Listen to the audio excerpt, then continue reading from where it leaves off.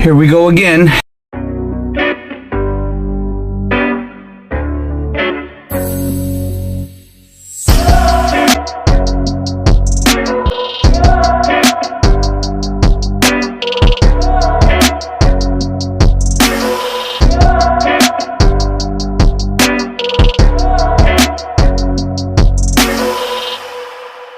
Okay, we're back. Welcome again, PCQIs.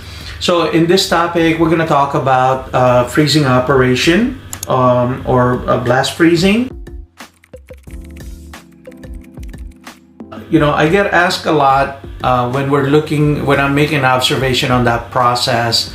I tend to come in and work with sanitation on this one so they can open the machine where, you know, after post-operation, I make my observation for this part, because that tunnel obviously will be shut down and it basically thaws out and they wash it down and you can actually really see it. So some of the things that I pay attention to is biofilm accumulation.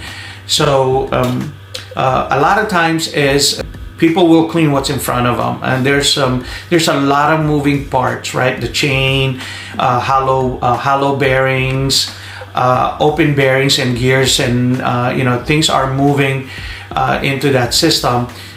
So I take a look at those hard to reach area, and I ask our client to include those on their swabbing schedule, you know, for that particular machine, in such a way that so then they can see if those biofilms are being managed, being clean at that point, because sometimes you have to, you know, break things down, you know, for that to happen.